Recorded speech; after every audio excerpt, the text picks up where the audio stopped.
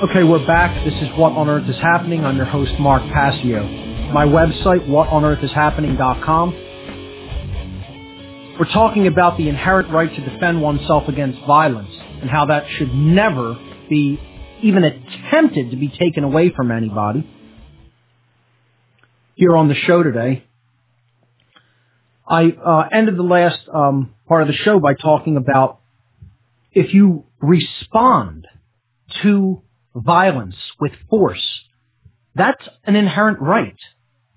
You don't have to make that choice. You can make a different choice. You could sit there and take it. You could ask the person to stop. But we have to understand that the right is still there to respond with force if that's what we choose to do. Because the person has no right to continue to commit that act. And the one who doesn't wish it to continue because they're being harmed by it has a right to put that act down by whatever amount of force is necessary to put it down, up to and including deadly force.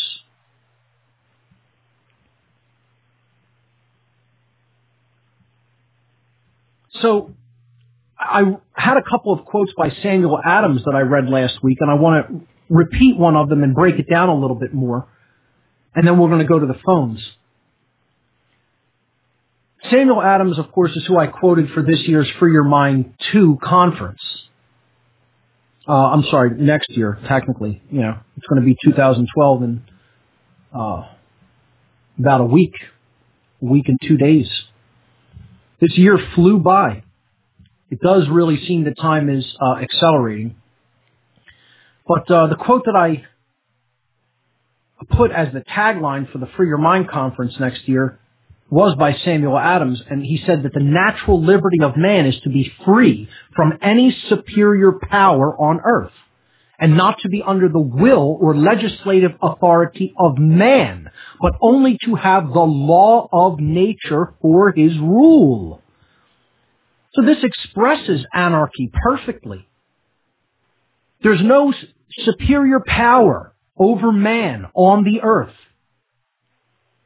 A subset of man does not constitute a superior power, some supernatural entity that holds sway over man, and that man has some sort of obligation to obey.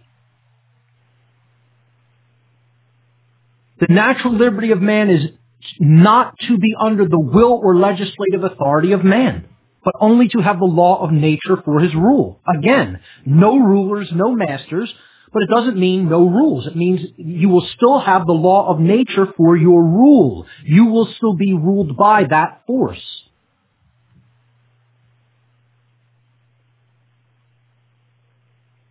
And it's those boundary conditions called the laws of nature, cosmic spiritual law, which ultimately governs the conduct of our behavior, the consequences of our behavior, is there as boundary conditions in the universe. It exists. We are bound by it as long as we are in the universe. This is the ultimate lesson that needs to be learned if we're ever going to have a chance at real freedom. And people will say, well, it's not real freedom if you can't break that without consequence. Wrong. Wrong. It is real freedom. Because no one has the freedom inherently to conduct violence against someone else. And that's really all natural law, the parameters of natural law are saying. You don't have a right to commit violence. You don't have a right to commit wrongdoing.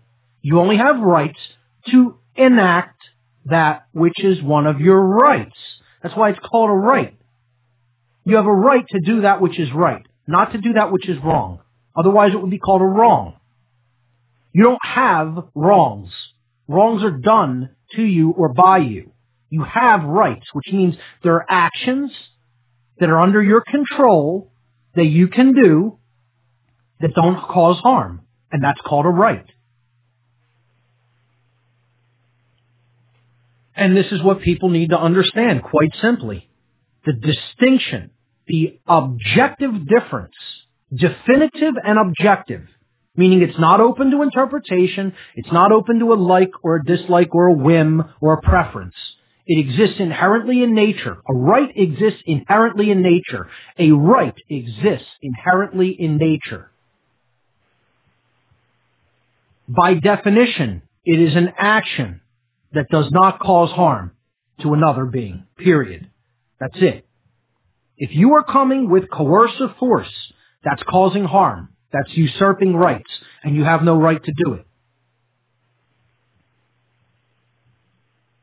Samuel Adams, another quote I want to break down is, he said, quote, "The liberties of our country, the freedoms of our civil constitution are worth defending at all hazards." Again, the right to defend. Freedom. It is our duty to defend them against all attacks. We have received them as a fair inheritance from our worthy ancestors. They purchased them for us with toil and danger and expense of treasure and blood. It will bring a mark of everlasting infamy on the present generation, enlightened as it is, if we should suffer them to be wrested from us by violence without a struggle. By violence without a struggle. Or to be cheated out of them by the artifices of designing men. Manipulation, trickery. That's what artifice means. And that's what we're allowing to happen. Through emotional mind control, heart control as I call it. Whipping people's emotions up into a frenzy as a result of a chaotic event, and then jumping in and taking advantage of that situation by telling them the only way you can solve this problem and be safe is to give up your rights. And that's what Adams here is calling being cheated out of our rights by the artifices of designing men. And it will bring a mark of everlasting infamy upon this generation should we allow that to occur. The founders of this country did their best to make sure that wouldn't occur. By telling people about their inherent right for self-defense and putting it down in a document that would hopefully get people's attention to look at what they meant by it, study it deeper, and understand it in a deeper way. And unfortunately, again, you have idiots out there. I'm not going to be nice about it. You don't understand that the right to own, keep, and bear, and use arms of any kind is your inherent natural right to defend yourself. You're an idiot. I don't need to be nice about it. I don't want to be nice about it. You shouldn't be nice about this to people. How about that? How about we go that far and say, anybody who thinks that shouldn't be treated nicely. You don't deserve to be treated nicely because you are advocating violence. You are advocating that someone else may come and take away my right to defend myself. And again, yes, I'm angry about it. If you're a New Age idiot who thinks that there should never be a time to get angry about anything, please turn the show off and go listen to some guru chanting or meditating in some ashram somewhere. And go wait for the modern-day Nazis and the modern-day communists to come and take your weapons away from you. Or just take your rights if you don't have weapons. But if that's your definition of what you should do, then I say you're self-loathing. You ultimately hate yourself at some level. That's why this is all taking place anyway, folks. Let's just get right down to it and be honest about it. The reason all of this problem that humanity is going through right now is humanity doesn't have enough self-love. Ultimately, people hate themselves. We have so much self-loathing. And people say, oh no, that's not it. People are too much in ego. Yeah. Well, being rooted in the ego is self-loathing, ultimately. If you don't understand the true self, if you haven't expanded your awareness to understand the true self, you ultimately hate yourself. You can't possibly love yourself because that expanded awareness is true self-love and true self-respect. It's taking another look at who you really are as opposed to who you think you are or been told that you are from the day you popped out of the womb.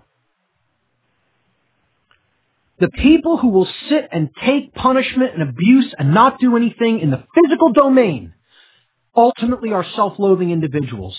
who will not stand up for their rights. And you know what? Historically, that's what most people are. Because the state constantly teaches people, you're less than, you're less than. There's all this stuff that's greater than you. You're so less than this. You're so less than that. You're less than us. We have a right to control you. You have the moral obligation to obey us. You're little. You're powerless. You're small.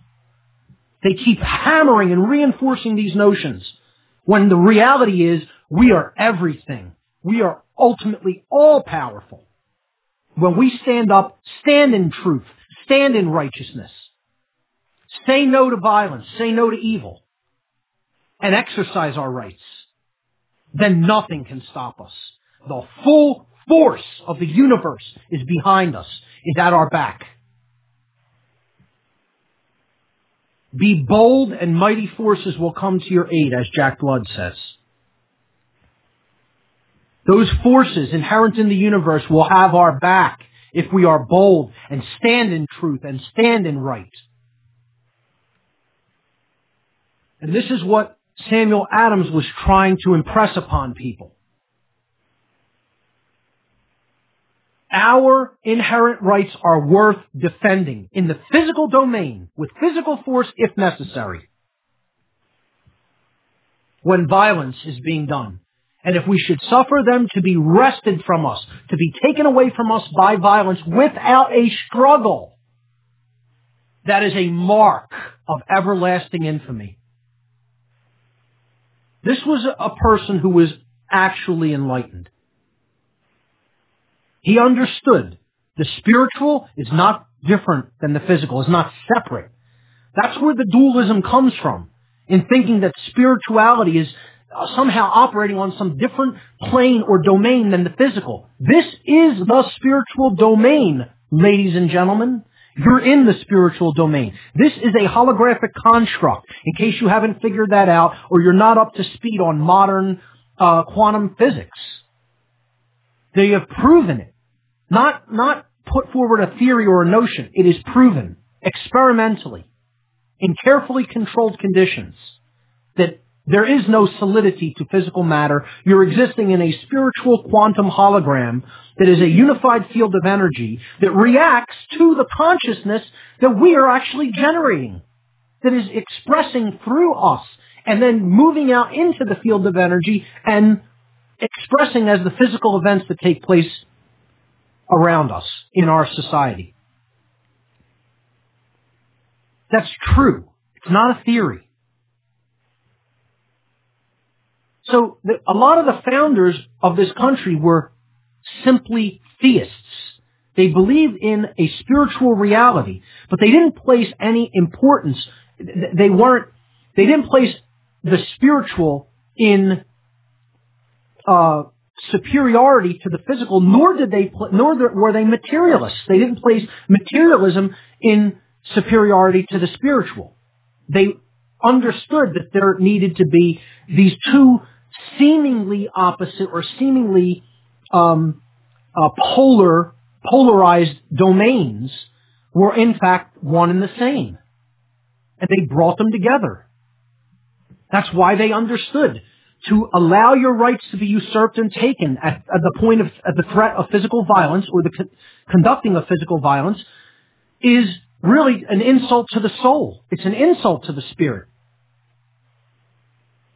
Because what happens here is the expression of spirit, of the spiritual domain, quote unquote, if you will.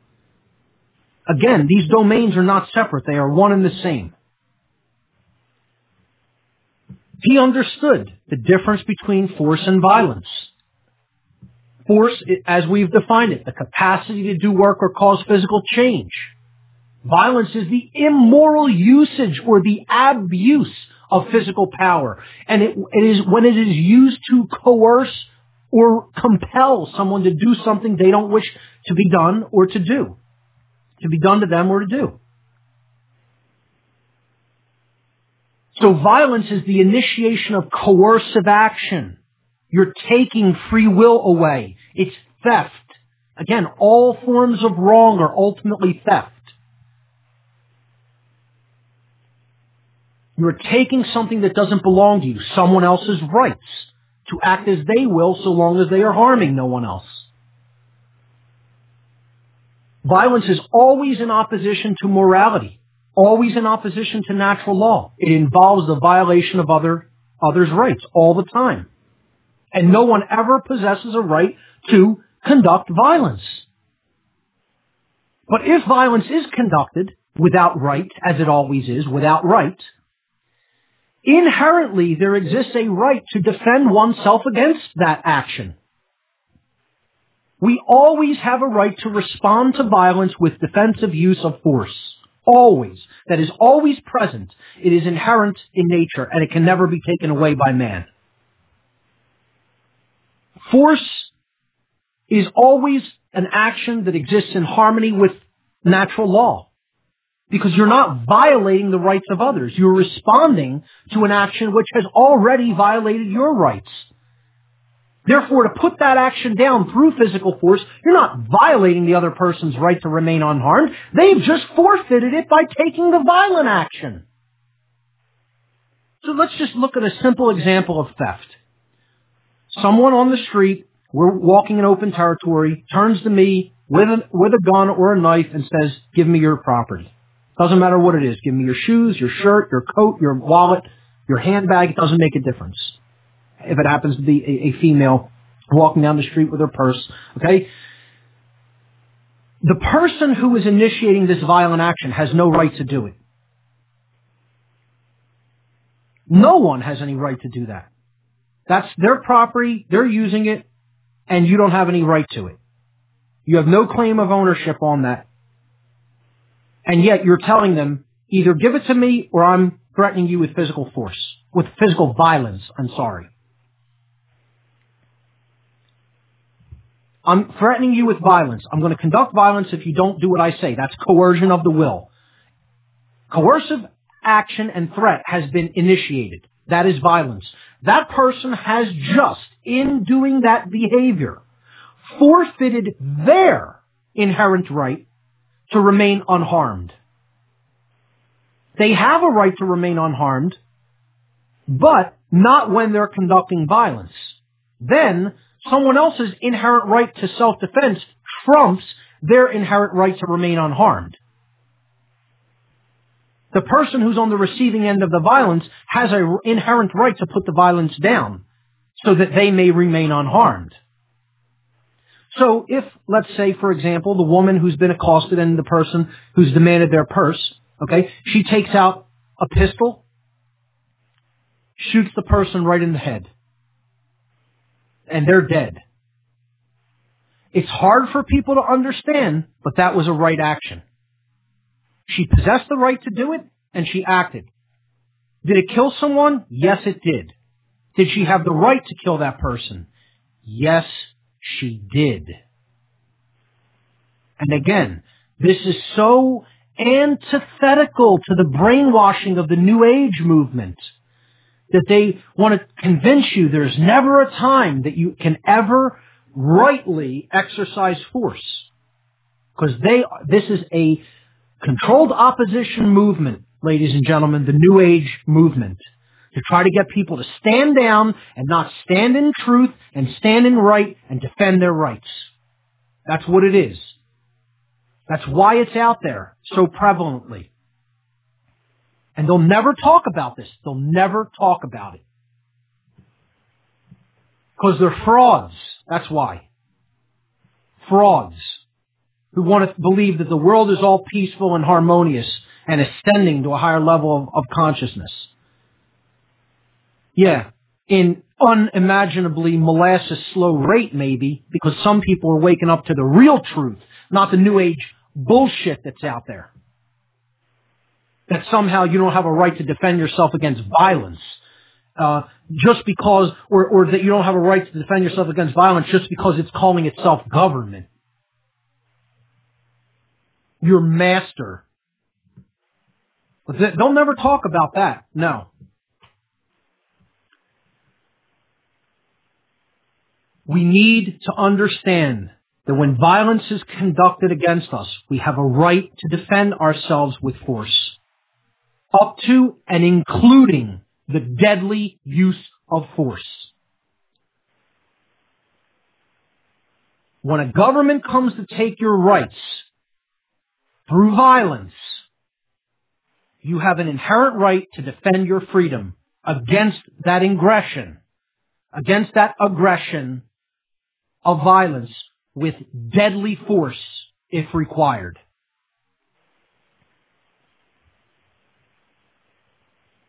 I want to point people to a video that was made by Larkin Rose after this horrific shooting in Connecticut. And I don't want to take anything away from the suffering of these family members. It is real. It should be respected. Everything I'm talking about, you know, if we really understood this, stuff like this could be averted, actually. If we really understand this right. They're in basically victim disarmament zones.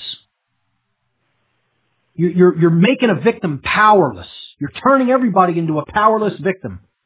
And these lunatic psychopaths on psychotropics and SSRI drugs, they know this.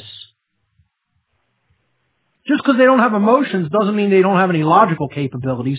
Believe me, their logic is probably more enhanced because their emotions are so numbed out.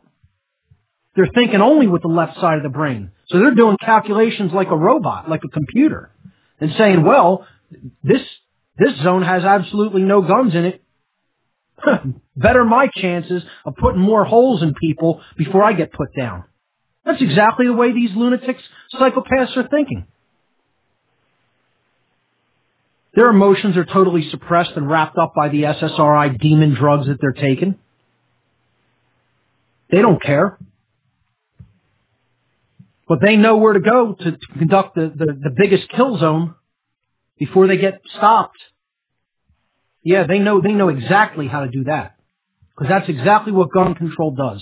But I want to tell people, I'll post it with the podcast, the video. Check out Larkin Rose's new video on YouTube. Type in Gun Control is Gun Violence by Larkin Rose. And he makes the perfect point. When somebody is enacting gun control, they are enacting violence. They are coming to someone's property. If someone doesn't want to give up their property, their weapon, okay, because of some arbitrary dictate passed by a tyrannical government, they don't want to give up their battle rifle if a gun control law against a battle rifle is passed. And they're saying, no, you have no right to take this from me. I'm standing within my right to own this and defend myself with it if necessary when tyrants come for my freedom. And they're telling them, we're going to send people with guns to your property to take your property or to put you in a cage if you resist us. Gun control is, by definition, gun violence. All the people who think that they're doing such wonderful, good work by advocating gun control are advocating more violence in the world. Things that people don't have a right to do. And all the idiot police that actually believe they have a right to do this to any person are going out and conducting violence because they've been told they're allowed to do it. Oh, you're allowed to conduct this violence. You can usurp other people's rights. You have rights that other people don't have. You can go and take people's property and rights away from them. The nerve, the unmitigated gall that you actually believe your own bullshit. Finally, before we go to the phones, I want to read one more quote by Samuel Adams. He said, it is the greatest absurdity to suppose it in the power of one or any number of men at entering into society to renounce their essential natural rights or the means of preserving those rights, okay? When the grand end of civil government from the very nature of its institution is for the support, protection, and defense of those very rights. I happen to sort of disagree with him on that. I don't believe that the institution of government is for that purpose. I think it's for control. But he says, the principle of which, as is before observed, are life, liberty, and property. If men through fear, fraud, or mistake should in terms renounce or give up an essential natural right. The eternal law of reason and the grand end of society would absolutely vacate such a renunciation. Let me try to explain, in fewer words or in less confusing terms. Again, the colloquial English used at the time is much different than the way we speak today. So I'll try to clarify. What he is saying is, it is an absurdity to think that if someone says, I'm going to give up a natural right, that is somehow valid. That is never valid. It is automatically invalidated by common sense, is what he is saying. No one can claim, I'm giving up this right. You can only make the claim in words, but you can't actually do it in nature, in reality. You are stuck with your rights, folks. Just like you're stuck with natural law, you're also stuck with your rights. You have a right because it's inherent to the actual universe you live in. And once again, ladies and gentlemen, please call in, write to me, let me know if you have a method of getting out of this physical universe. By all means, please enlighten us. Okay, if you know the way to leave the physical universe where laws of nature no longer apply, I would love to hear about it. But until you do, this is where you're at, so be here now and deal with the situation at hand. Natural law exists. Inherent to it is right and wrong. Therefore, you always have your rights, and you can never renunciate them to someone else. You can make the claim that you're doing it, but in point of fact, natural reality, you are not doing that. That's what he's basically saying. So he says, if men, through fear, fraud, or mistake, should in terms over time, that means, renounce or give up their essential natural rights, the eternal laws of reason vacate that renunciation. That means it invalidates it completely. It invalidates that person's renunciation of their rights.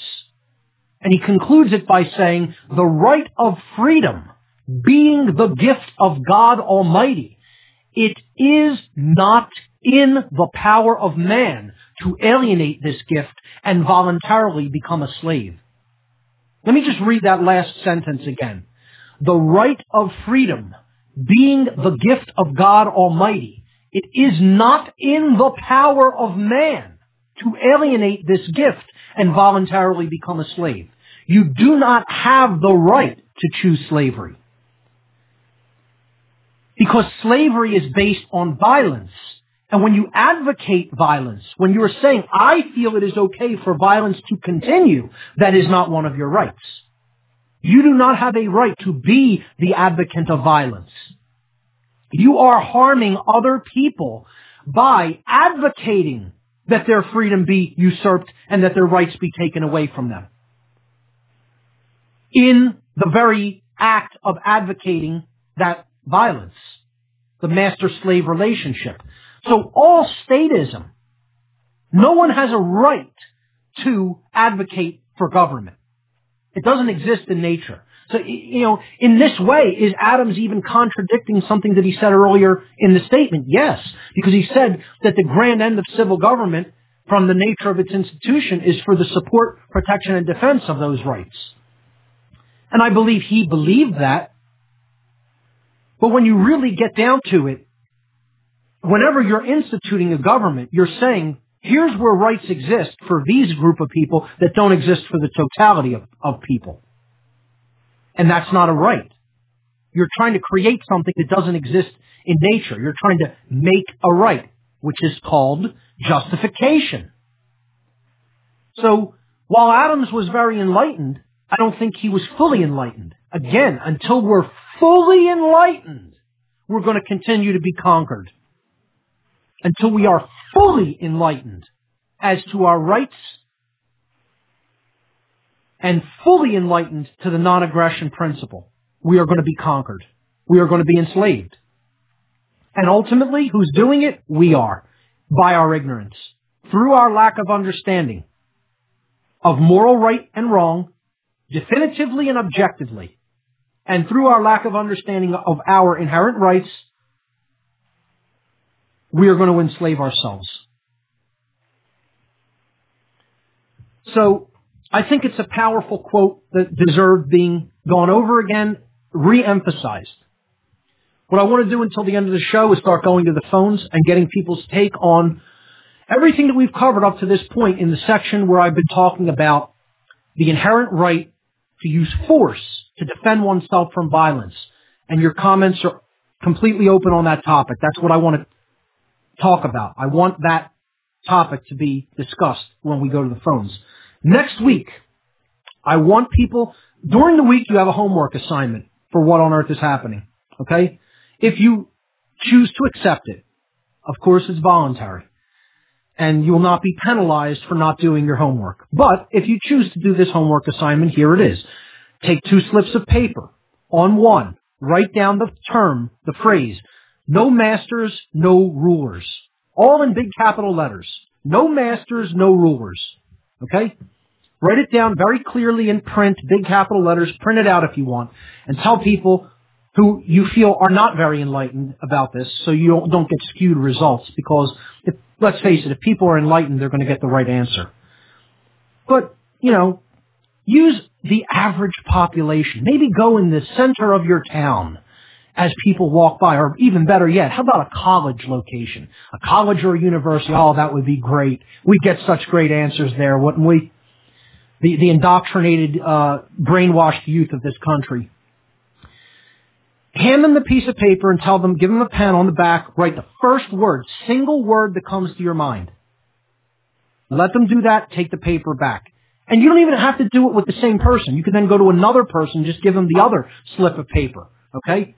So maybe they don't put two and two together, so to speak. Just get their gut reaction in a controlled way, in a controlled circumstance, like a laboratory control, so to speak, okay? Hand them the second paper with the word anarchy on it, written in all big capital letters. Printed, not handwritten. Try to print the words if you can. Or, write them, print handwritten, but in print style. So they're very clear and easy to see and understand, and you don't have to explain anything. And then tell them, first word, one word has to be put on the back.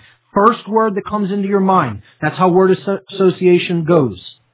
So you're getting their gut, intuitive reaction to the word. And you'll see that I was correct about what the results you will get. And next week, I want to take calls on this social experiment. Okay? And we'll see what your results were. You can give me total numbers. We can calculate a percentage maybe at the end of the show. So that'll come up. We'll do that next week on What on Earth is Happening. Let's go to the phones for now and get people's take on the section, which is a solution. I said we'll be continuing to cover solutions. This is a solution, ladies and gentlemen. This understanding will go a great way toward putting the solution into effect in the world. Okay? The solution to getting out of human slavery. And I consider this understanding one of the great solutions.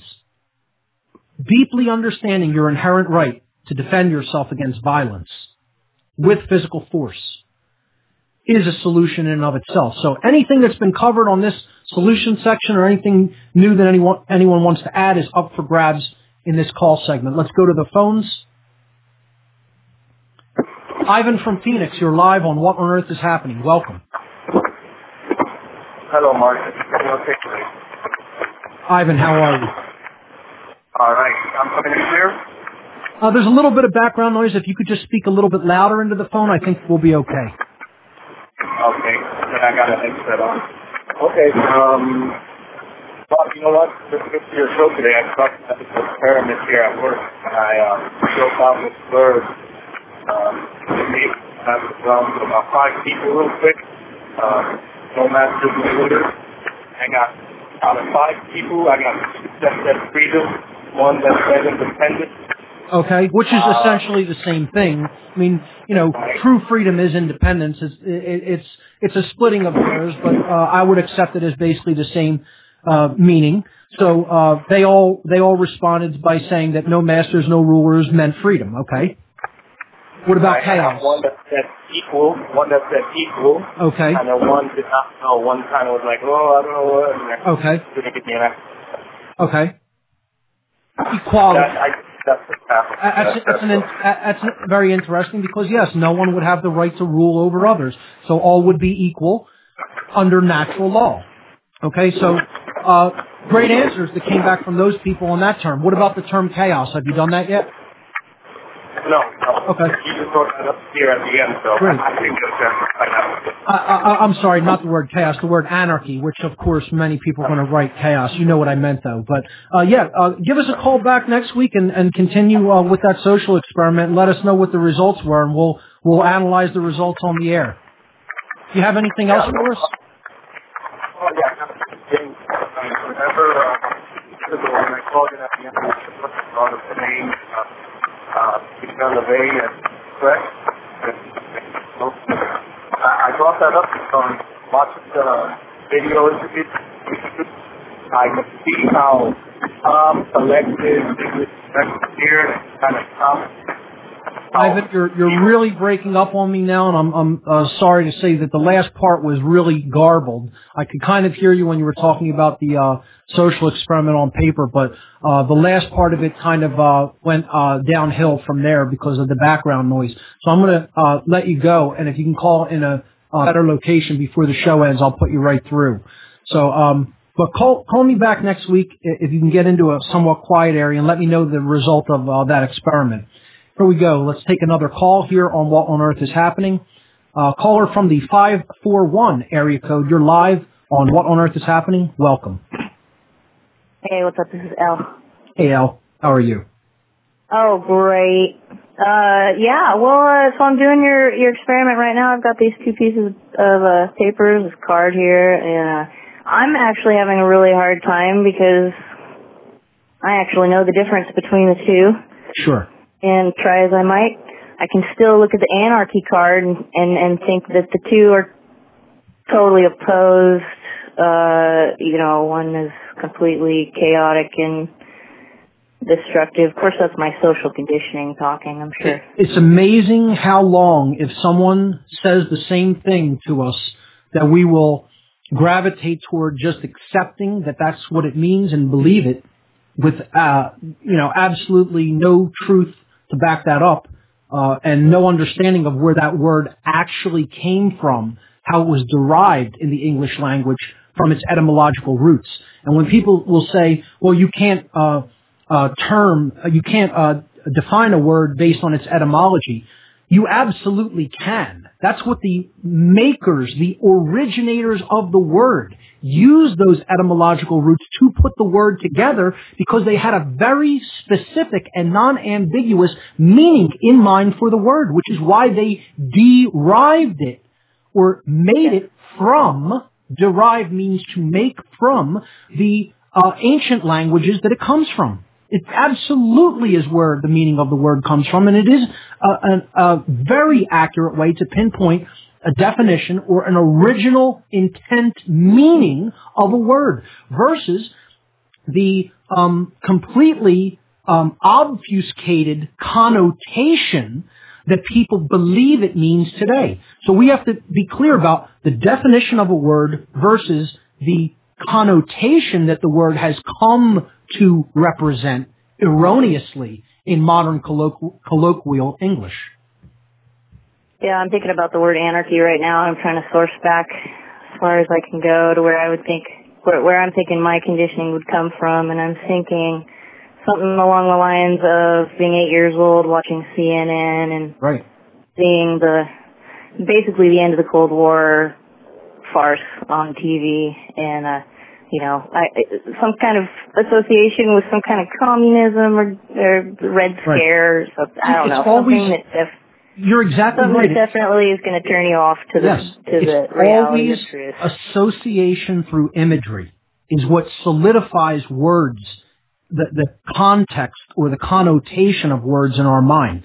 So whenever the word anarchy is used by the media, they're always going to show scenes of violence and unrest and tell you that this is the equivalent because that's what their masters want associated in people's minds.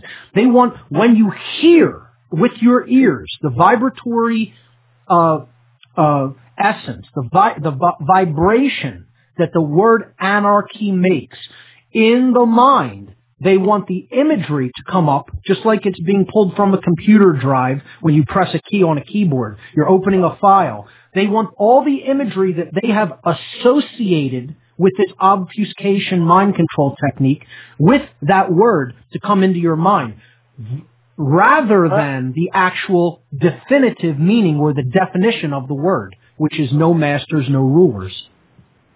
Yep, worked on me. No problem. And I claim to know better, so. Well, I'll tell you what. If you want to continue that experiment, do so and call me back next week, and I'll try to remember that you came in from the 541 area code, and I'll put you through. So if you want to do that with more people, get a few results, and like I said, we'll analyze the results on the air. This will kind of give us an idea of where humanity's really at in understanding. Just through the power of words. I've said from day one, the world is controlled through words. If we don't understand the words we are speaking, we are going to go deeper and deeper into bondage, because that's how it works, through obfuscation. If we think verbally, if our thinking structure, so to speak, is based upon our words, our word structure, and we are ascribing definitions of meaning based upon words, if they can change those definitions to suit their agenda and to suit their goals, we are totally controlled.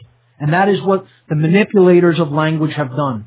So, El, thank you so much for the call. And if you want to do so, continue that experiment and give me a call back next week and let me know your results, okay? Thanks a lot, Mark. Love the message. You got it. You take care. Bye-bye. Bye-bye. Great. Excellent call. All right, let's go to another caller. Caller from the 661 area code. You are live on What on Earth is Happening. Welcome. Hello, caller. Hello. Right there? Yes. Hi, Mark. It's Bob from Cincinnati. Bob, my friend. Great to hear from you. How have you been doing? Well, I'm doing well. How about you and Barb, Mark? Good. We're hanging in there. Excellent. Mark, am I coming in okay? Yes, you are. Perfectly. The great work as defined by you tonight, truth, love, freedom. You are reaching a crescendo of the What on Earth is Happening cosmology. After 2.5 years of starting this radio show, you have taken us to a giant step in consciousness by defining truth and sovereignty tonight as corollary to each other. Powerful, my friend. Thank you, Bob. I want to make a slide with, the archetypal image of the tree of knowledge, the tree of life on it, and, incorporate this in a meaningful way. Say something to the effect, maybe I'll add it to this podcast or something, or maybe next week. Freedom is the fruit of the tree of love, whose roots are truth. So if you picture that in your mind, the roots of the tree are truth itself. And from there, it grows to the tree, which is the expression of consciousness and love. And then the fruit that is born of that tree of love is freedom. That's how we have to envision that, allegorically, through symbolism, symbolically. I think maybe I'll make a slide with that phrase on it. I think it's just a great phrase. Indeed. And Mark, I'll say quickly, congratulations on scoring Fritz Springmeier, an archetypal image in the world of conspiracy / alternative research. He's powerful, Mark. Thank you. Bob, he's going to be really great. He's someone I'm really looking forward to hearing speak, because he's been doing this longer than most of us, much longer, and he's brought so much to the forefront about what takes place in the occult, in the worlds of the dark occult. So we're really thrilled to have him. We're honored to have him come and speak and participate in the Free Your Mind 2 conference.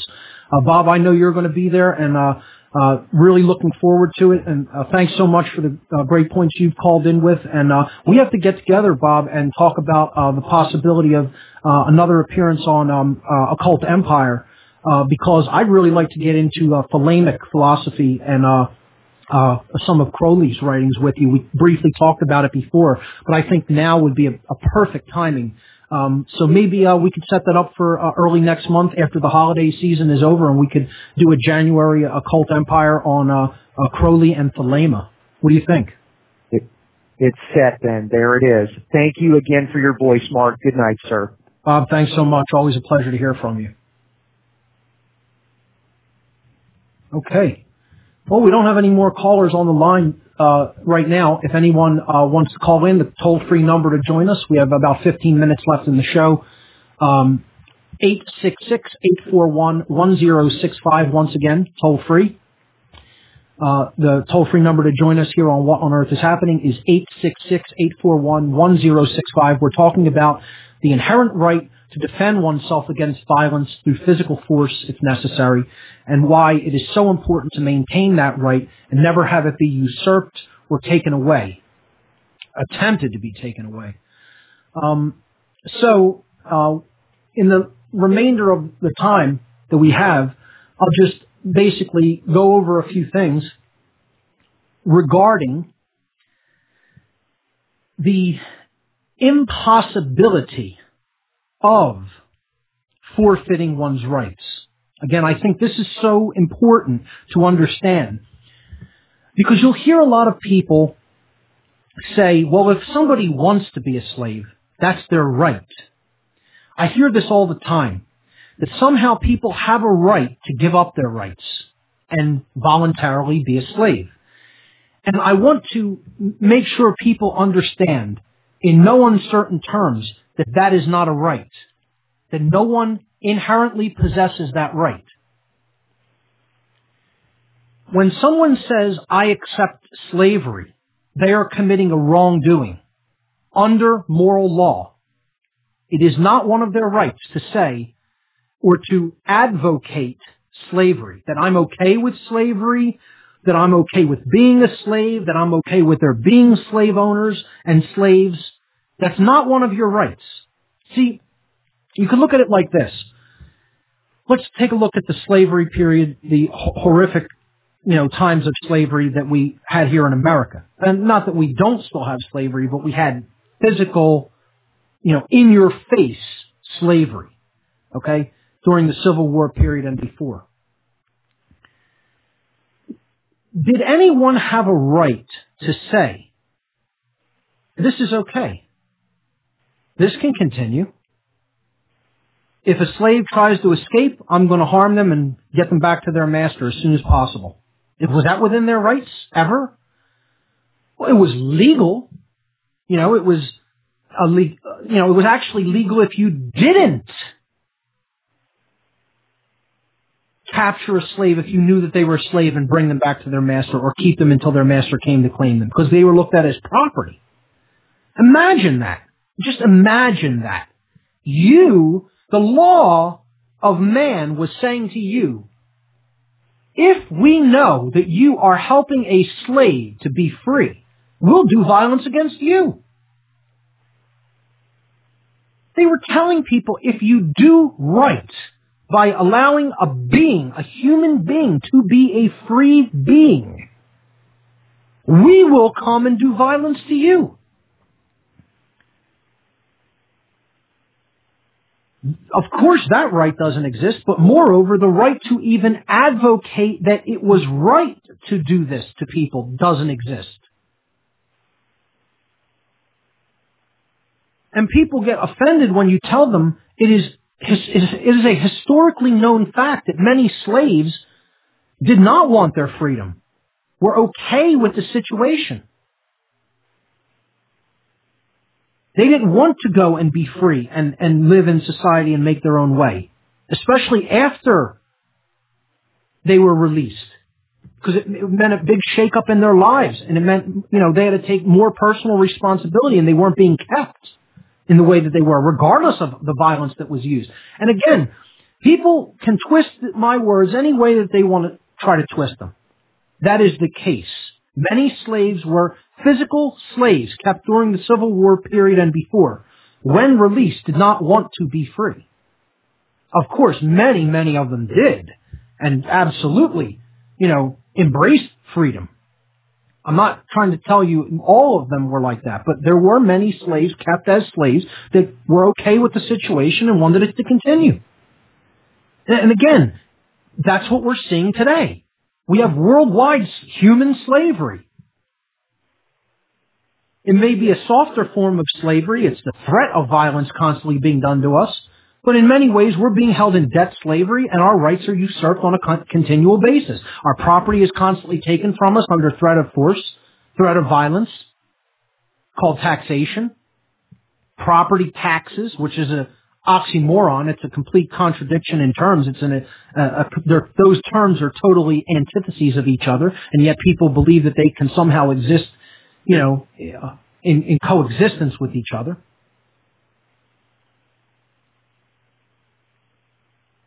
We have slaves today that are okay with slavery. Everybody advocating for the state and advocating for the continuation of any form of taxes, any form of property tax, any form of drug laws of telling you what you can and can't put into your body. Every single person who advocates any of this ideology is basically saying, I'm okay with slavery, and I feel that it should continue.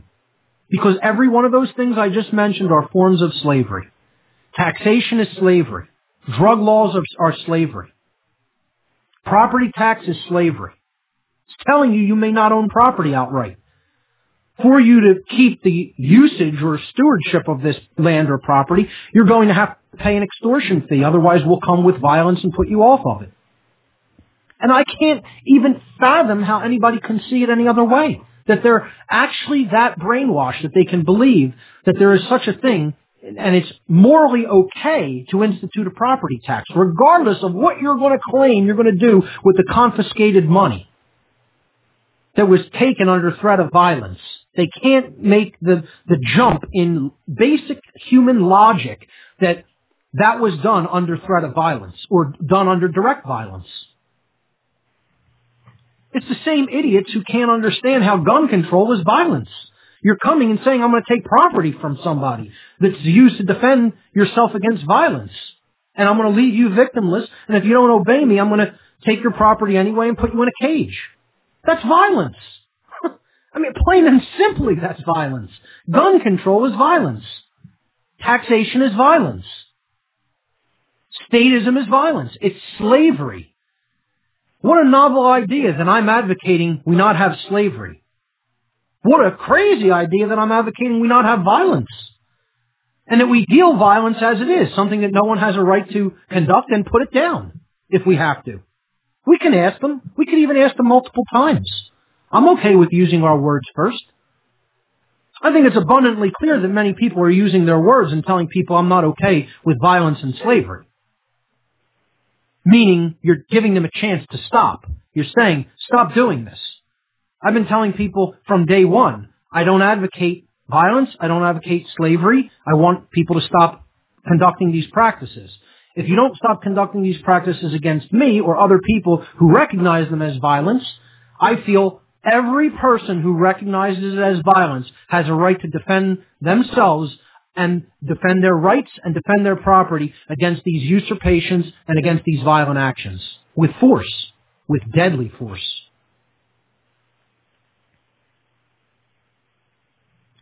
And that's the reason that right exists in nature, and it's the reason that gun ownership exists and should be continued to exist and be defended. And, that's the answer people should give when they're asked, what do you need a battle rifle in your home for? What do you need a semi-auto in your home for? To defend my freedom against tyranny. That's what I need it for. Because the government has it, and they're tyrants and slave masters. That's what they claim to be. Whether they say that openly or not, that's what they are. Against people who claim authority over me when I have harmed none. That's what I need a battle rifle for. That's what you need a battle rifle for. Whether you understand it or not. And again, it's slave think to not even understand that. I want to start using that term. All the people who advocate for the violence of the state, it's slave think. You know, we have Orwellian doublethink and newspeak, but let's call it what it really is, slave think. Is that harsh? Is that a harsh thing to say? Yeah, it's harsh. Is it true? Yes, it's true too. See, I'm not interested in being non-caustic. Caustic means it's dissolving, it's breaking something down, it's acidic, it's vitriolic. There's another term in alchemy, vitriol, which if you really break it down in the Latin, it means visit the interior of the earth, and by purification you will find the hidden stone, or rectification, by uprighting and purifying. The phrase vitriol. Vitriol means vicious speech, caustic, acidic speech. I'm very vitriolic, and I have no intentions of changing that. I hear people say I'm patient and have a laid-back approach. I'm surprised to hear that. I feel the emotion in my voice when I talk about topics like this. I expect that many people feel them as well. I guess because I don't outright start screaming or yelling. I will raise my voice occasionally, but I guess because I don't, raise my voice to the level of someone like Alex Jones or someone like that, people tend to think I have a more laid-back approach. But, to wrap this all up, folks, speaking of Alex Jones, one of the best things I ever heard on that show was a gentleman who called in with a response to the question, why do you need, he had 50 semi-autos. Own them, and they call that an arsenal. Okay, and when he came under threat of the state, they said, "Why do you need 50 battle rifles in your home?" And he gave the greatest answer I've ever heard, folks. He said to hand out 49. And I'll leave on that note, because that's all the time we have on this edition of What on Earth is Happening. Thanks so much for listening, and remember, there's only 2 mistakes you can make on the path to truth: not starting, not going all the way. We'll see you here next week.